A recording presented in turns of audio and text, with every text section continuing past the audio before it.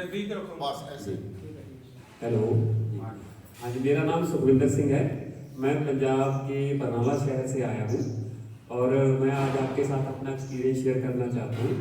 तो मेरा थोड़ा जल्दी में आपको बताऊंगा और उनको बताने से पहले मैं आपको अपने अनुभव से जो मेन बातें मैं एक दो बातें आपको बता दूँ। देखिएगा, इसमें जो एनडीएस है, इसमें अगर आपको रोग ठीक करने हैं तो पेशेंस रखना पड़ेगा आपको। ऐसा नहीं है कि आपने नीमा लिया कि नीमा पता नहीं क्या चीज़ है, नीमा से आपने पानी चढ़ाया तो जल्दी से सब साफ हो जाएगा, अपना बढ़िया। लेकिन ऐसा नहीं है, आपको फास्टिंग करना पड़ेगा। ये मेरे अनुभव से मैं आपको बता रहा हूँ कि आपने बोल दिया कि हम शादी ब्याह में गए और खा लिया तो कोई बात नहीं, नीमा है तो निकल जाएगा। ऐसा नहीं है, किसी का रोग नहीं जाएगा। और दूसरी बात, रोग नहीं जाएगा अगर आप बोलोगे कि हम सुबह फास्टिंग रखेंगे और रात को कोई भी सलाद खाएंगे, किसी भी तरह का, हमें नमक की थोड़ी तृष्णा होती है, भी नमक मिल जाए, नमक वाली कोई चीज मिल जाए कुछ खाने को, तो भी रोग नहीं जाएगा। मैं मेरे अनुभव से आधार से मैं कह रहा हूँ कि कभी नहीं जाएगा, आपका कोई भी रोग नहीं जाएगा। आप टेस्ट करवाते रहिएगा, आपकी जो वैल्यू होगी वो वहीं की वहीं रुकी रहेगी। महीना डेढ़ महीना आप रात को कुछ भी रॉ भी खाते रहे, आपका कोई भी प्रॉब्लम नहीं जाएगा। प्रॉब्लम जाएगा फास्टिंग करने से। 8 घंटे का तो देखो सभी बोल रहे हैं, चौहान सर बोल रहे हैं, जैसे सिस्टम में बताया गया है। लेकिन 8 घंटे से जितना ज्यादा, देखो आज मैं गाड़ी ड्राइव करके आया हूँ बरनाला से, 2 घंटे लगे मुझे, लेकिन मैं रात को ही जाके जूस पीऊंगा। हो सका तो ड्राइव करके ऐसे ही जाऊंगा, बिल्कुल पानी भी नहीं पीऊंगा। आज मेरा 5वां दिन है, मैं रसाहार पी हूँ। मैं रात को 8 और 9 बजे जूस पीता हूँ और एनीमा 2 बार कर रहा हूँ। अभी जाके एनीमा में निकलने लगा है। तो ये बात मैं जैसे कह रहा था आपको कि आपको फास्टिंग ज्यादा करना है, फास्टिंग करना है, और जब भूख लगे तो जूस पीना है। जैसे जॉन सर बोलते हैं कि अगर 1 चम्मच की जरूरत है तो दूसरा चमचा नहीं लेना है किसी भी जूस का। खाने वाली चीज का नहीं मैं बोल रहा हूँ, जूस का बता रहा हूँ आपको। ये आपको फास्टिंग जितना ज्यादा हो सके, 8 घंटे पे रुकना नहीं है कि कब 12 बजे के कब 2 बजे के तो मैं जूस लूं और उसके बाद खाना स्टार्ट करूं, कौन कौन सा जूस पीऊं। खाने के बारे में तो आपको भूलना पड़ेगा, धीरे धीरे आपका मन आपके साथ हो जाएगा। फिर आप करते ही रहोगे, मतलब कि फिर आप रोकोगे नहीं, खाने की तरफ आपका माइंड नहीं जाएगा। तो ये 2 बातें तो होगी कि अब एनीमा के ऐसा मत सोचना कि एनीमा करेंगे और रोग चला जाएगा, नहीं जाएगा। और दूसरी बात, आपको फास्टिंग ज्यादा से ज्यादा करना है, जब तक रोग ना आ जाए तो रसाहार पे रहना है, रसाहार कम से कम लेना है। जैसे पांडे सर बताते हैं कि आपको हो सके तो रात को एक बार हरी पत्तियों का आंवले वाला जूस लेना है। अगर आप वो स्थिति कर सको तो वो सबसे बेटर है। और फास्टिंग अगर जिसका प्रॉब्लम और ज्यादा है तो 1 दिन का निर्जल, 2 दिन का निर्जल, धीरे धीरे आप बढ़ाइएगा। मतलब कि 8 घंटे पे स्टक मत होइएगा। और रॉ फूड प्लीज मत खाइएगा, क्योंकि वो खाते हुए आपके रोग नहीं जाएंगे। मैंने देख लिया ये बात। आप चाहे 2 महीना 3 महीना करते रहो, नीमा करते रहो, आंवले वाला जूस लेते रहो, और बीच बीच में अगर 2 बजे दोपहर को या शाम को कुछ भी चबाओगे, थोड़ा थोड़ा कोई आदत है, तो आपका रोग नहीं जाएगा। आपका जो पीछे किया है वो सब वेस्ट है। तो अभी आपके साथ में अपना अनुभव शेयर करने जा रहा हूँ। ये बात है 2019 की, और वहाँ पे हमारे ना मलेरकोटला में, पंजाब में, कनाडा से परमजीत जी आए थे। उन्होंने एक दिन का सेमिनार करवाया था किरण वाडरे जी का। तो उसमें क्या था, मेरे ब्रदर थे कनाडा में, उन्होंने फोन किया तो बोले कि आपको सेमिनार अटेंड करना है। तो हमने बोला कि यार ये हर्बल लाइफ के मेंबर हैं, वहाँ पे भी कोई हर्बल लाइफ के प्रोडक्ट है, सेल करेंगे तो वो पकड़ा के हमें भेज देंगे, तो ऐसे ही कुछ होगा।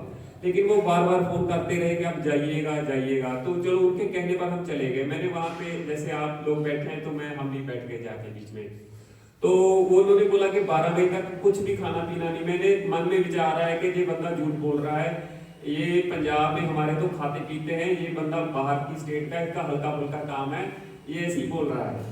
12 बजे तक हमको तो बाथरूम नहीं जाना पड़ता, सुबह चाय ना मिले तो ये बंदा बोल रहा है कि 12 बजे तक कुछ भी नहीं खाना पीना। पहले मन में यही विचार आया।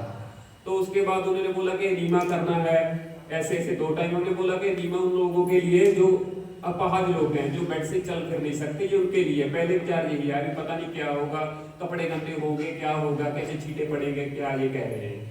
तो और उसके बाद फिर उन्होंने बताया कि आपको रॉ खाना है, मतलब ग्रीन जूस लेना है, उसके बाद रॉ खाना है। तो वो बात तो चलो जमीनी, वहां से सिर्फ ये बात पकड़ के आ गए कि यार जितना हो सके रोटी तो हम खाएंगे, उसके साथ सलाद वगैरह काट के जरूर खा लें।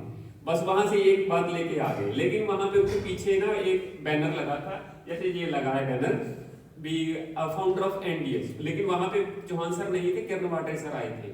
और वहां पे मैंने वहां पे देखा कि फाउंडर ऑफ एनडीएस बीवी चौहान।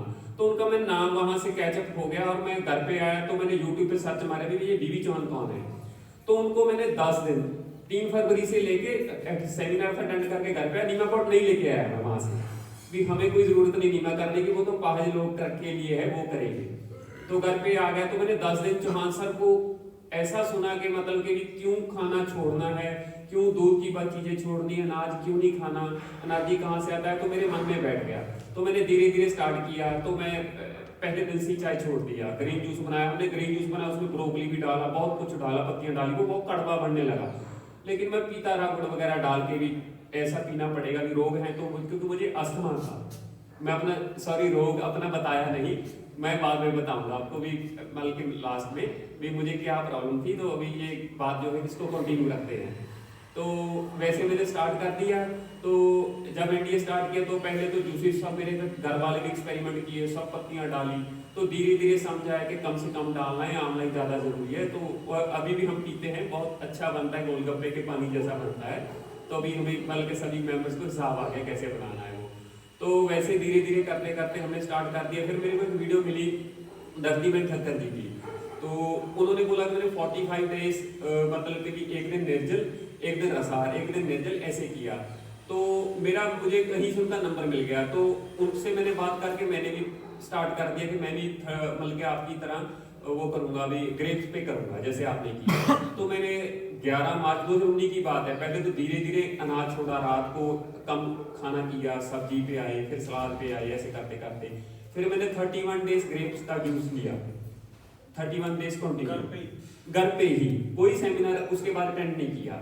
और फिर मैं नीमा पॉट भी आपको बात बताना भूलूंगा, मैं लेके आया। जब चौहान सर को 10 दिन सुना तो उसके बाद मैं एक पिंड से जाके जिन्होंने सेमिनार करवाया था वहां पे जाके उनसे एक नीमा पॉट लेके आया, फिर उसको स्टार्ट किया। तो उसके बाद वो फिर मैंने ग्रेप्स पे किया 31 डेज।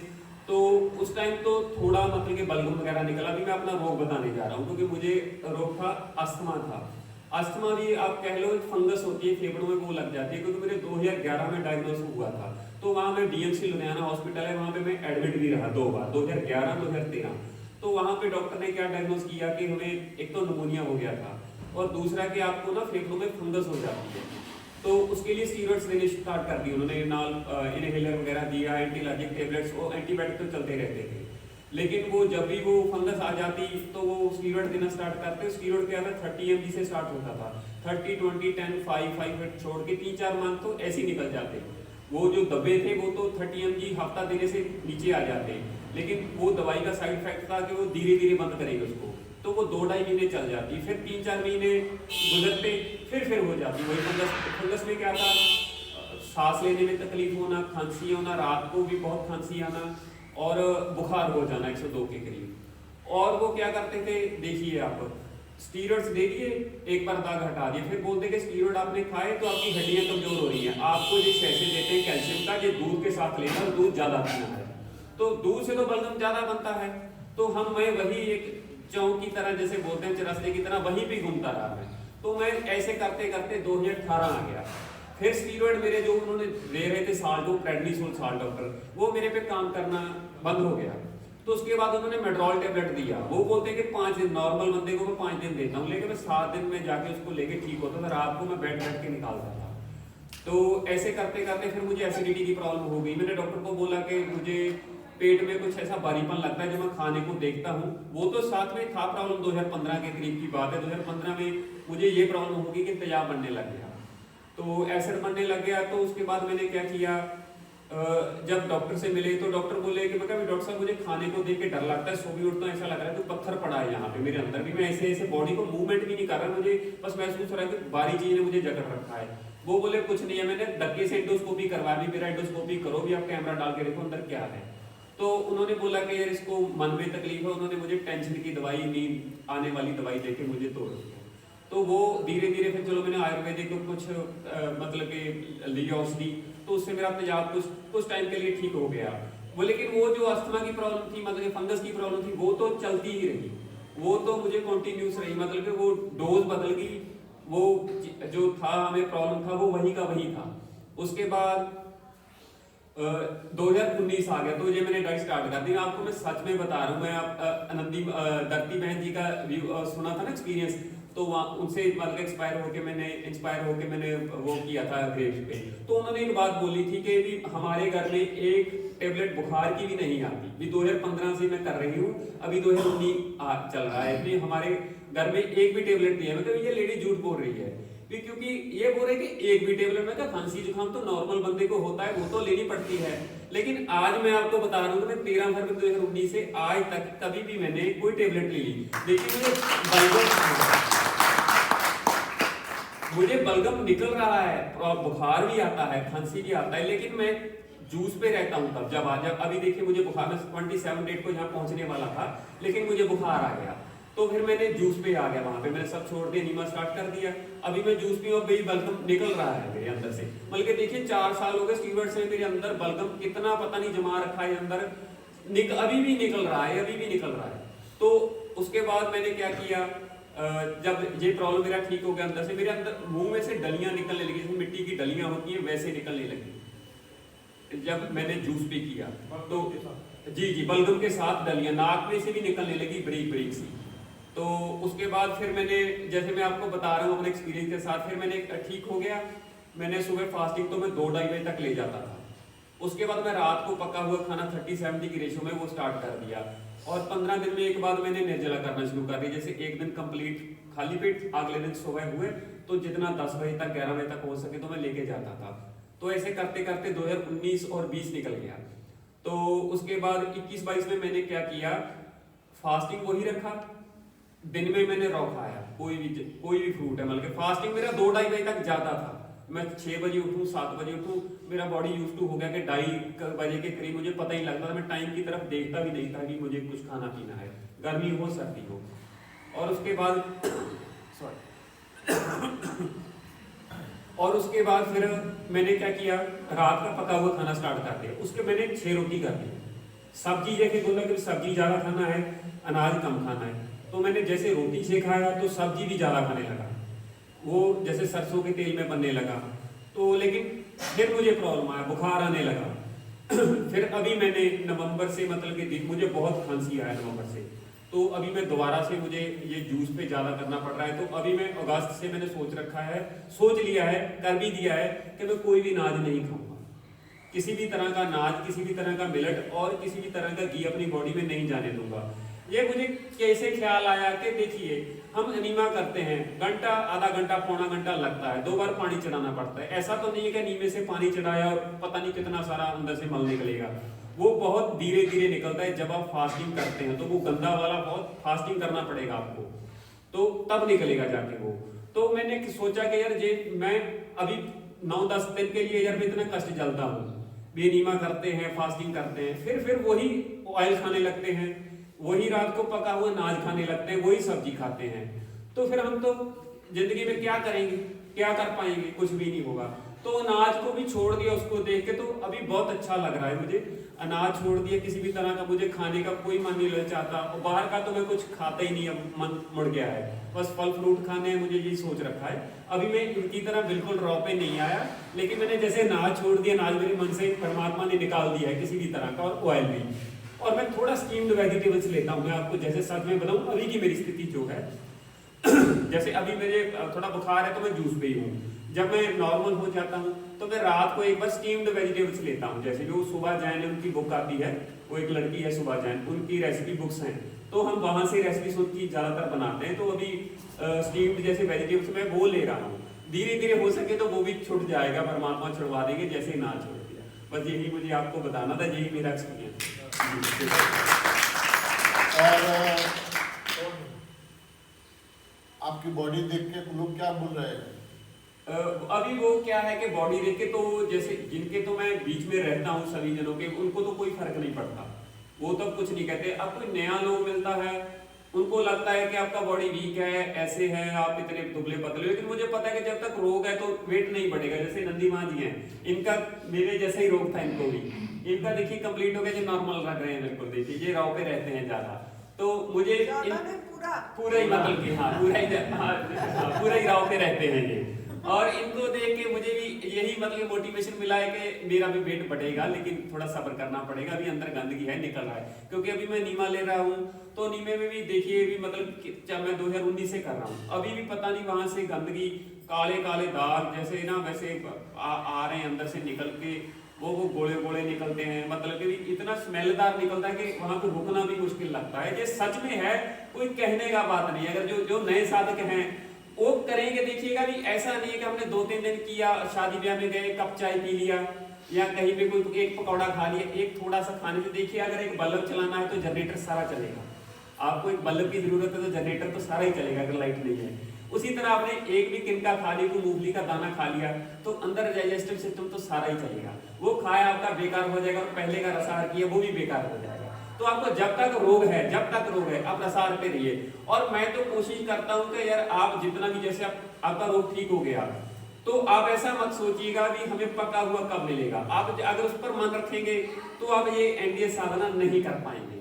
आपको बस उसका तो ख्याल ही नहीं करना, वो तो ये सोचना है कि नीमा करने में मुझे कितना टाइम लग रहा है, वही फिर डालूंगा, फिर मुझे नीमा करना पड़ेगा, क्योंकि आप थोड़ा टाइम ठीक रह सकोगे, लेकिन आपको फिर दोबारा से प्रॉब्लम आएगा अगर पका हुआ खाओगे आप। तो प्लीज मेरी बेनती आप सभी से यही है कि जब तक आपका रोग ना जाए तो आपको रसाहार ही करना है, रसाहार पे ही रहना है। और जब आप ठीक भी हो जाए, जैसे चौहान सर बोलते हैं कि आप हफ्ते में एक निर्जल कीजिए, 15 दिन में एक निर्जल कीजिए, और 70-30 की रेशियो में पका हुआ खाना खाइए। नहीं गुरुजी नहीं बोलते हैं, ऐसे यहाँ भी नहीं बोले हैं कि 70-30 खाना बोल के, इधर ही इनको बताए हैं। ओके, मैंने सुना नहीं, क्योंकि मैंने पुराने उनके सुन रखे हैं, तो बोलते हैं कि अगर जब आप ठीक हो जाओ।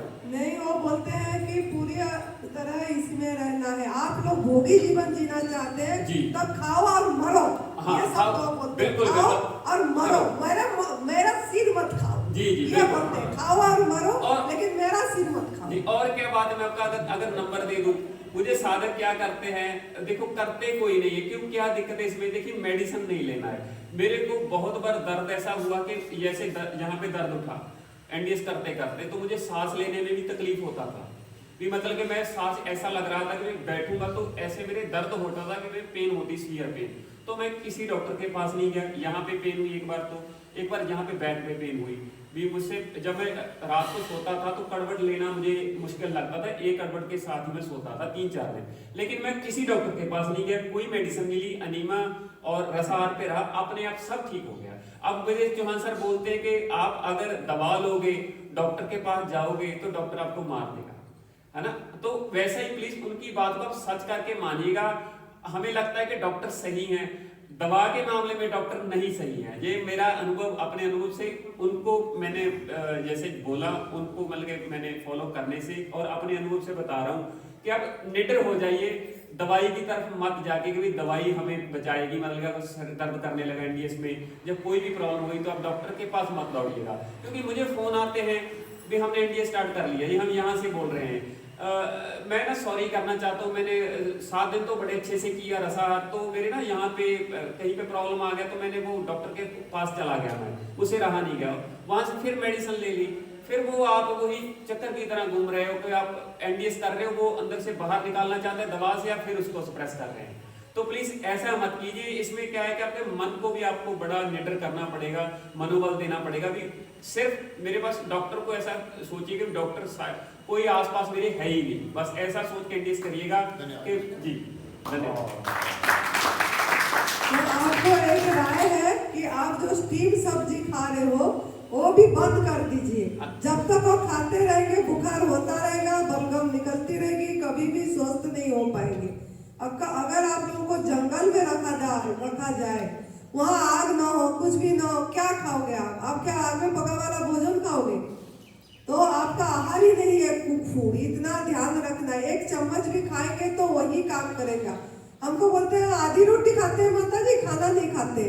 आधी रोटी भी वही काम करेगा जो आप चाहे 6 रोटी खा रहे हो। और 1 चम्मच की सब्जी टेस्ट करे जी, नमक लगा है कि नहीं टेस्ट करे। अरे क्यों? और 1 चम्मच भी वही काम कर देगा जो आपका पूरा खाना करेगा। तो इससे अच्छा कि ना खाओगे तो स्वस्थ रहोगे। एमडीएस को जानते हुए भी आप उबली हुई रेसिपी को पढ़ते हैं और ये करते हैं, हाँ कहीं ना कहीं आपकी गलती है, इसीलिए ये बुखार अभी बलगम चालू है, वरना 19 से जुड़े हुए इंसान हाँ बिल्कुल स्वस्थ मस्त तंदुरुस्त हो जाते हैं। जहाँ भी गलती है वहां सुधारो। बहुत बहुत धन्यवाद। और कोई